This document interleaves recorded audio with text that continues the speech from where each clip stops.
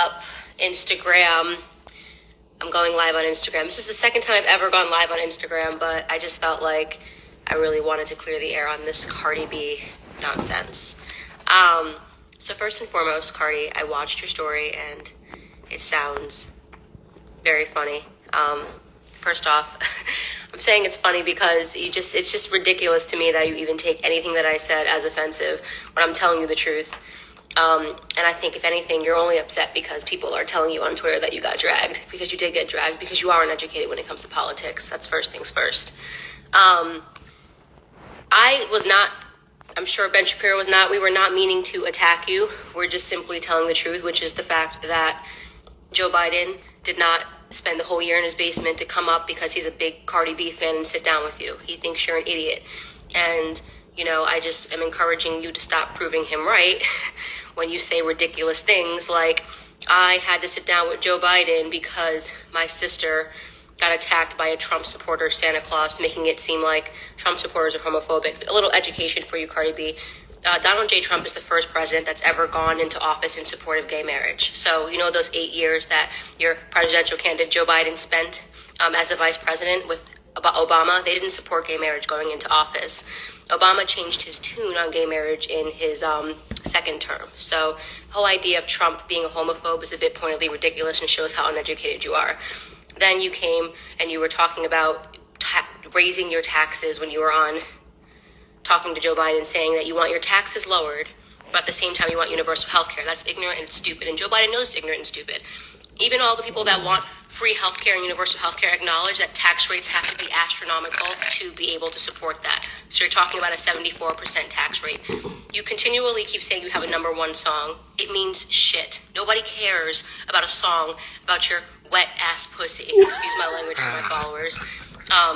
Being number one. I have a number one song in the UK. I have a number one song in Australia. I have a number one song in New Zealand. That has nothing to do with Black America and whether or not you are helping or hurting. Right now, you are hurting Black America. Okay? When you stand on a platform and you pretend to care about Black men, when you ask Joe Biden, what are we going to do about these Black men dying? He should have asked you back, what are Black men going to do about Black men dying? Because 94% of Black men are killed by other Black men. Okay? We don't have an issue with police officers. In fact, if you go into those inner cities and you go into those projects, they need more policing.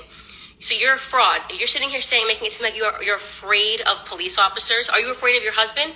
You're more likely to be killed by your husband, way more likely to be killed by your husband than you are by a police officer. And you know that, right? You know that Black men kill more white men. You know that police officers are killed by Black men 18 and a half times more, right? So don't use your platform and 75 million people to make it seem like police officers are the issue. You're uneducated. I mean, that is just what it is. You are uneducated.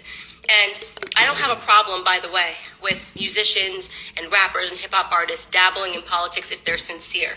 What I mean by that is, are you talking to people on both sides? Are you trying to actually get an informed understanding, or are you just being a mouthpiece for one party? Charlamagne the God has multiple people on his platform. He's talked to Republicans. He's friends with Senator Tim Scott. Talks to him. He's a Trump supporter. He's had presidential candidates on his show, on The Breakfast Club. But he asks serious questions. He doesn't sit down with Joe Biden and say, oh, grr. In fact, Joe Biden wasn't comfortable when Charlamagne the God was sitting down and speaking to him because Charlamagne the God was asking so many difficult questions. He wasn't just giving him a Santa Claus list like you were. I want this, I want that, I want this, I want that, and none of it makes sense. If you're serious about politics, if you're serious about trying to use your platform for good, then you need to educate yourself. That's literally all anybody is saying to you, is that you need to actually educate yourself and do the work. By the way, I'm not in your zone, you're in mine. Okay, so I get tired of your commenters and your fans saying, oh, she's clout chasing.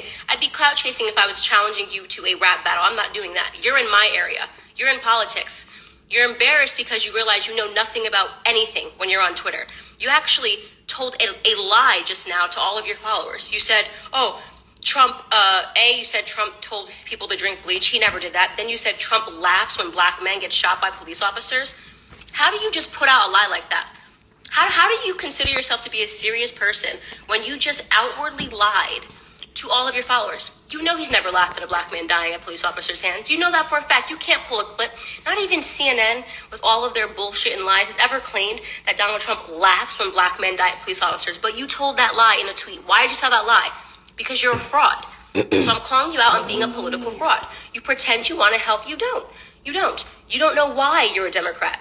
You have no idea why you hate Republicans. You have no idea why you're on the side of the party that enslaved black people, that segregated black people, and standing behind a man that supported segregation. Joe Biden supported segregation. He said it's what black people wanted. So let's just recap all of that.